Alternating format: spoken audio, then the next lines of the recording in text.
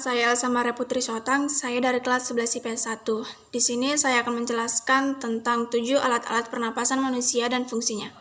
Tahukah Anda di mana oksigen berasal? Atau pernahkah Anda bertanya di mana karbon dioksida berasal?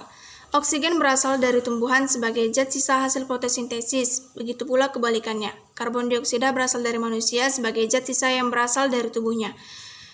Ya, di antara manusia dan tumbuhan terjadi suatu kerjasama yang saling menguntungkan. Manusia membutuhkan oksigen untuk bernapas dan kebalikannya untuk membutuhkan karbon dioksida. Agar dapat bernapas, manusia tentu membutuhkan alat pernapasan yang diantaranya 1. Hidung atau kapum nafalis.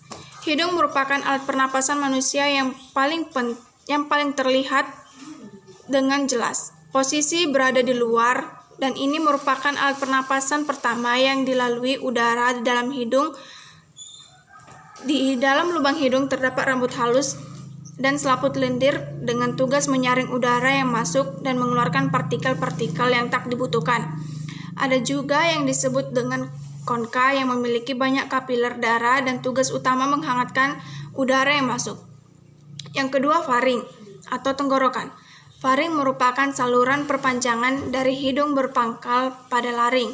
Tugas utama faring adalah sebagai saluran bagi keluar masuknya udara, yaitu oksigen dan karbon dioksida. Peran-peran lainnya dari faring adalah sebagai saluran bagi makanan atau minuman untuk masuk ke dalam tubuh manusia. Selain itu, dengan adanya faring, pita suara yang terletak di laring menjadi bergetar ketika manusia berbicara, karena adanya udara yang keluar masuk sehingga terdengar sebagai suara. Yang ketiga, laring atau pangkal tenggorokan.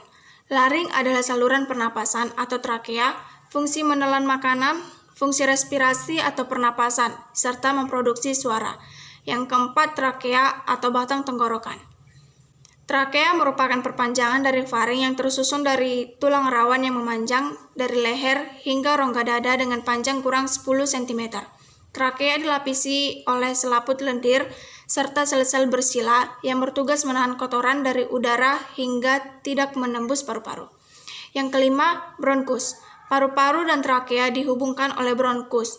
Bronkus terbagi menjadi dua, yaitu bronkus yang berada di paru-paru kanan dan satu lagi yang berada di paru-paru kiri. Struktur bronkus berupa tulang rawan dengan otot-otot halus dan bercabang lagi menjadi bagian-bagian kecil yang disebut bronkiolus. Tidak seperti bronkus, bronkiolus tidak tersusun atas tulang rawan dan berdinding tipis. Yang keenam, pulmo atau paru-paru.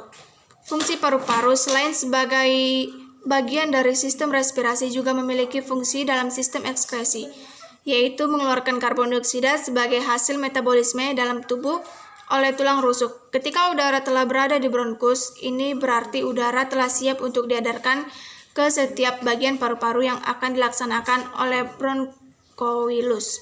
Yang ketujuh, bronkoilus. Panjang lebar kita telah berbicara tentang fungsi pernapasan serta alat-alat yang terlibat di dalamnya. Di dalamnya, hidung, paru-paru, laring, bronkus, dan laring sudah biasa. Berbicara tentang bronkiolus tentu tidak biasa karena sering terlupakan sebagai bagian penting dari sistem pernapasan karena bentuknya yang kecil sehingga bronkiolus sering terlibat dalam pembahasan tentang sistem pernapasan tetapi dalam skala kecil dan tidak mendetail. Sekian dari saya. Apabila ada kesalahan, saya mohon maaf. Terima kasih.